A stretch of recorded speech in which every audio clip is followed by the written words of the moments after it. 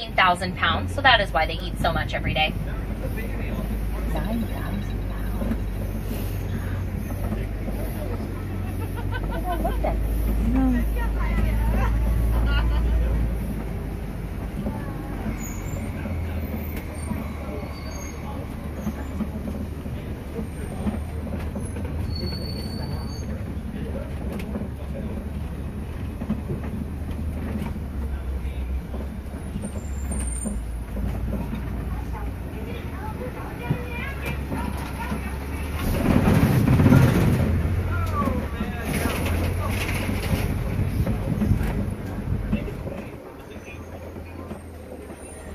And it looks like we've stumbled upon a herd. There are quite a few elephants out there. Now, ladies, if you think being pregnant for 9 months is rough, yeah, try being an elephant. They are pregnant for 22 months. Yeah, almost 2 years. No, thank you. And through our conservation efforts, we've actually found that elephants are scared of bees. I know, it's kind of funny, but farmers in Africa have started to line their crop fields with beehives so that when the herds come along, they hear the bees and turn themselves around. This way they don't trample the farmers' crops, and also the farmers will get a little bit of extra money through the honey business. It's a bit of a win-win for them. There's even a little baby elephant out there, just past those rocks. So cute, probably just a year or so old. Aww. Aww.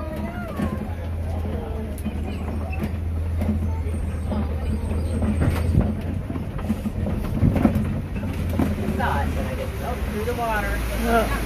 Duck. Duck. Now on this island to the left-hand side here, you can see a flamboyance of greater flamingos. That is what a group of flamingos is called. Now, greater flamingos are the lightest pink shade of the flamingo family, and they get their pink color from the beta-carotene in their diet, mainly found in the shrimp that they eat.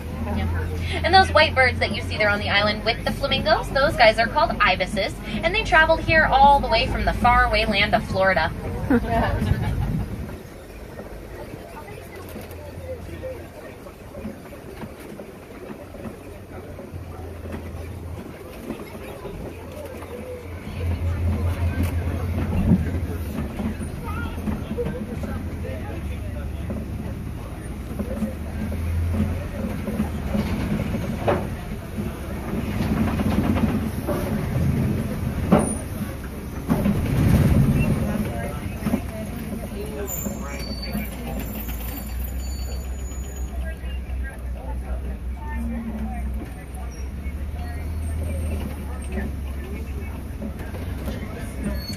Now out there to the left-hand side, you guys can see some white rhino. Now, you might be wondering why they're called white rhino, because clearly they are not white. Yeah, well, their name actually comes from a miscommunication. In the original Afrikaans language, they were called the white rhino. White meaning wide, because if you look at their mouths, they have very wide mouths that help them to graze the grass of the savanna. And well, when English-speaking settlers came along, they heard white, thought they were saying white, and well, the name just kind of stuck from there. And also, if you see that really big mud pit, the rhinos will use that mud as like a natural sunscreen for themselves because they have very sensitive skin, so they have to protect their backs from the harsh rays. They'll just roll themselves all around in it and use that to protect themselves. Elephants do something similar because they also have very sensitive skin, but instead of rolling around in mud, they'll just throw it up on their backs using their trunks. It's awfully close to that rhino. Now, the main difference between white and black rhino is that these white rhino are about 2,000 pounds larger than black rhino. They weigh about 5,000 pounds. The black rhino only weigh about 3,000 pounds. And also you can tell the difference between them by looking at their mouths. Like I said, these guys have the wide mouths, while black rhino have a bit of a triangular mouth.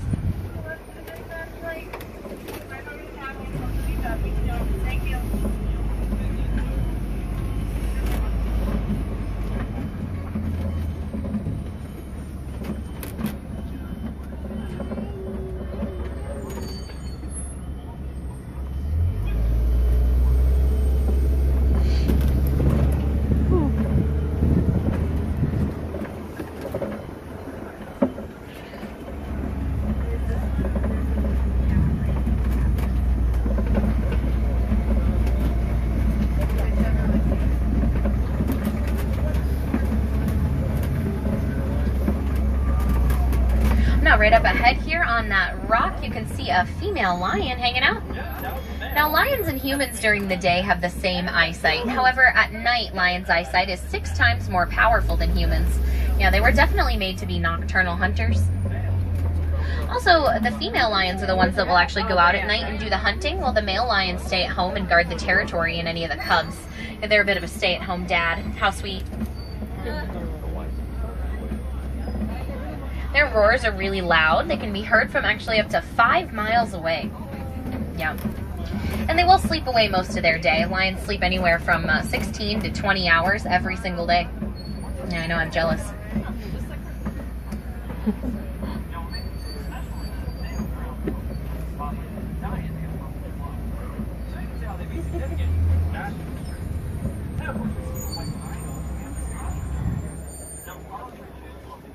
There's an ostrich up ahead. What's that? There's an ostrich up ahead.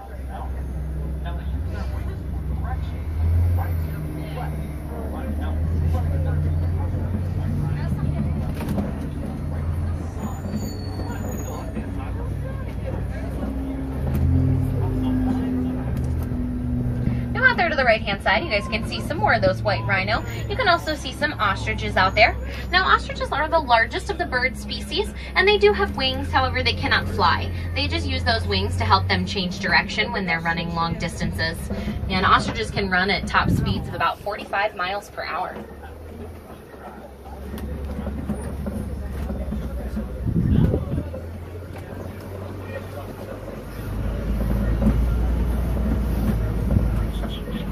Oh, and it looks like there's a male lion laying down right there. Oh, and 2 female lions up there. Quite a few of them out there. It's a pretty good view for you guys. We got a good shot of them.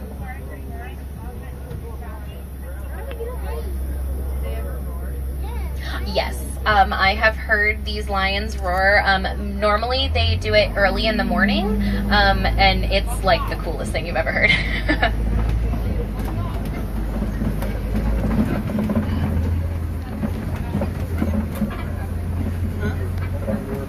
Right here to the left-hand side, we can see a warthog hanging out. Now, warthogs are burrowing creatures, so they will burrow themselves down into the earth for shelter, but they do like to recycle, so they won't necessarily make their own burrow. They might just take one from another animal that's abandoned theirs. Warthogs are very aggressive animals, too. They won't hesitate to take on any animal that tries to challenge them, even a lion. Yeah, they'll just back themselves into their burrow and use those razor-sharp tusks of theirs to take on the lion. Look at that. Here's a better view of those ostriches right here. Oh my. And also you can see a nest of ostrich eggs right there. Now those eggs are the largest bird eggs, rightfully so, for the largest birds. And each of those eggs weighs over 3 pounds each. And they can hold the weight of 150 pounds before they crack. That's because they have to be able to hold the weight of a full-grown male or female ostrich that's laying on the nest. Because when ostriches lay eggs, everyone in the flock will lay them together, and then the dominant male and female will take turns laying on the nest.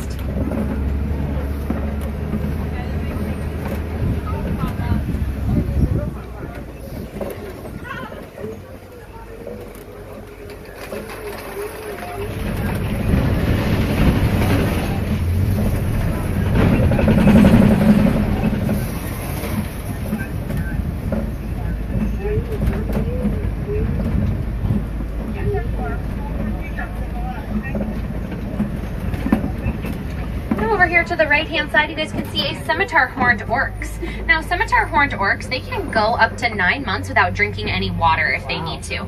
Yeah, they do not sweat until their internal body temperature reaches 115 degrees, so they're really good at conserving the water that they already have inside of them. It's not necessarily that they will go 9 months without drinking any water, but it's just that they can if they have to.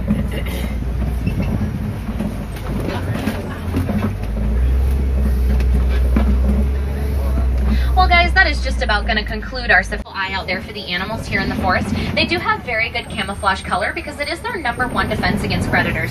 So sometimes it can be just a little hard to spot them. Oh, but we're in luck. Out there to the right-hand side, you can see an okapi.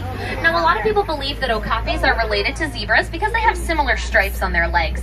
However, that is not true. Okapis are actually the closest relative to a giraffe. They have similar prehensile tongues, which is what helps them to grip leaves off of trees and bushes and pull them off. And also, they have similar ears to the giraffes. Now, even though natives have known about okapis for generations, they've only been known to Westerners as recently as 1901. Yeah, they are very good at hiding, and those camouflage colors are really work to their advantage, so Westerners had no idea that they even existed. Now over here on the hill to the right, these tannish antelope, these are called greater kudu. Greater kudu are the second tallest antelope, reaching about 55 inches tall at their shoulders. And male kudu are the only ones that have horns, so those ones there, those are all female. Now out there to the left-hand side, and also up here in front of us, we'll get a little bit closer to this guy, these are black rhino. Now black rhino weigh about 3,000 pounds, and they can charge at 35 miles per hour. They have no natural predators in the wild. Their only predators, unfortunately, are humans. Unfortunately, they are hunted for their horns, but their horns are just made of keratin, which is the same thing that your fingernails are made out of. Poaching efforts are increasingly difficult to stop anymore because of how well financed poachers are and because of how high-tech the gear has become.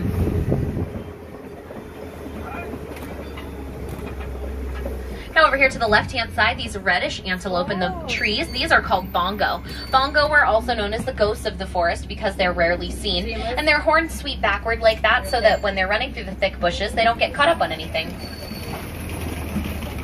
Well, we're going to head on out of the forest now and head on up to the Safi River, see what kind of animals we can find hanging out around the river bend.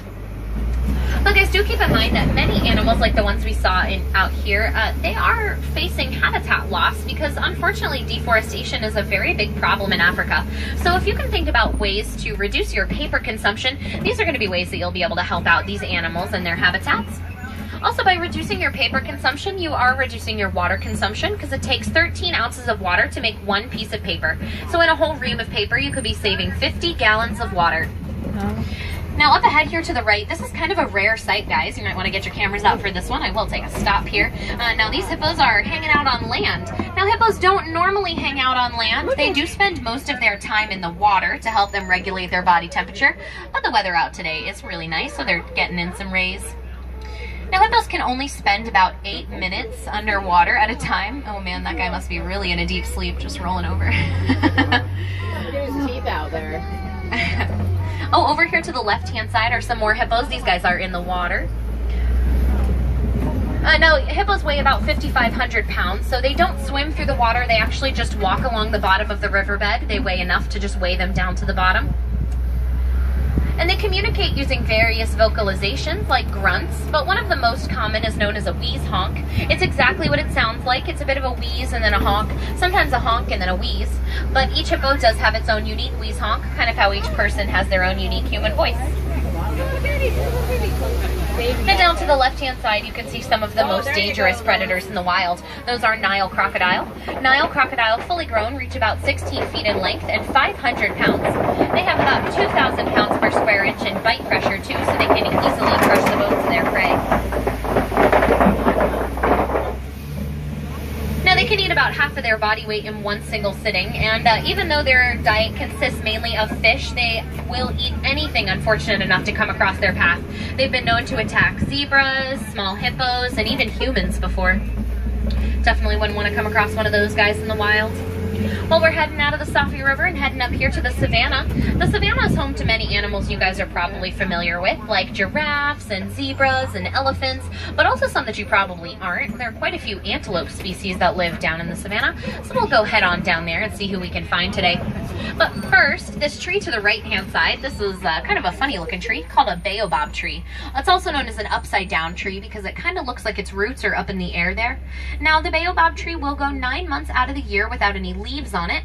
This is because it has to conserve as much water as it can for the dry savanna weather. Yeah, not much rain happens down in the savannah, so it's got to hold all that water in the trunk of the tree. And elephants can actually come along and poke a hole in the trunk of the baobab tree using their tusks and then use their trunk to suck the water out, kind of like a juice box. Now, this is one of the many reasons that the tree has the nickname of the Tree of Life. You may have seen another Tree of Life when you came in the park this morning, but that one had a few more leaves on it.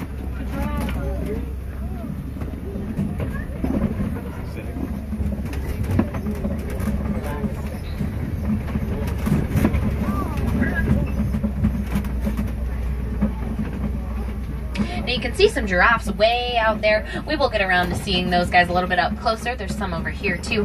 But not a lot of people know this. There are actually 9 different types of giraffe. The type that you'll see here on the reserve are all Maasai giraffe. We know this because if you look at their spots, they're all irregularly shaped. Yeah, no 2 of their spots are going to be the same. They're kind of like human fingerprints that way.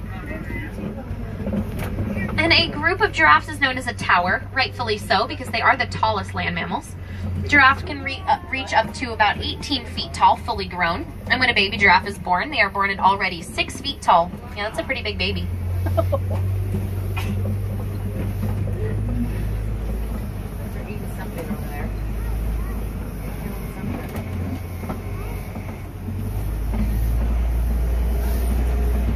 Over here to the left-hand side, just past this cave, you can see some African painted dogs, also known as wild dogs.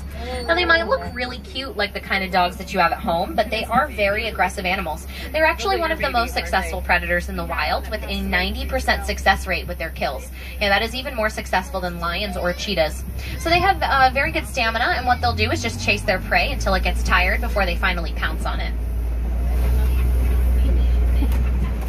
Now out there to the left-hand side, those reddish-brown antelope, those are called sable antelope, and they are the symbol for the Harambe Wildlife Reserve.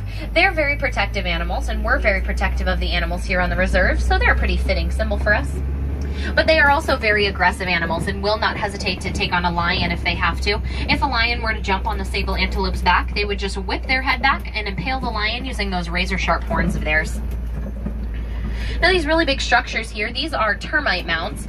They are made out of saliva, dirt, and dung, and they are not solid all the way through. They're porous on the inside, but they are hard as concrete.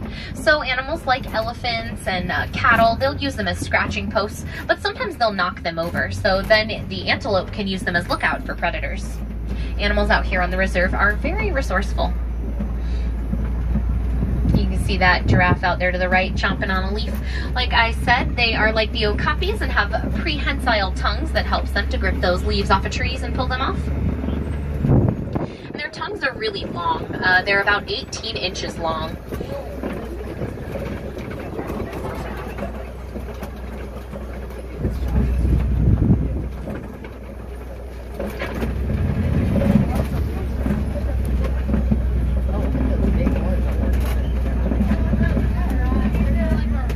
These guys over here to the right-hand side with the really big horns, these are called Ankole cattle. Now, Ankole cattle are seen as a wealth symbol in Eastern African tribes. The more cattle you have, the more wealthy you are. So farmers build pens out of thorny bushes called bomas or manyatas to keep them safe at night, because you can't really keep cattle in a bank. Yeah. Those horns of theirs are not as heavy as you would probably think either. They're only about 15 pounds.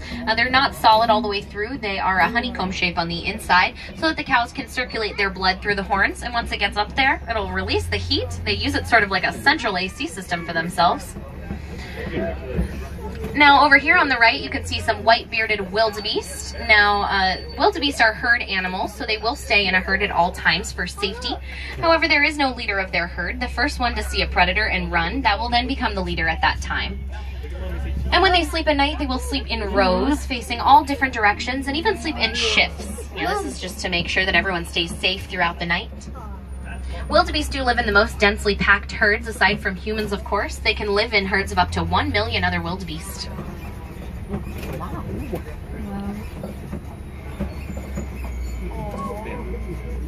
Now, throughout the day, giraffe will sleep about 30 minutes total, but that's not even all at one time. They'll just take about 5-minute naps here and there all day long, and they can even sleep standing up and with their eyes open if they want to. It's rare that you'll see a giraffe sitting down. They have to feel very comfortable in the environment they're in, because it does take them a while to stand back up, so sitting down could leave them vulnerable to predators.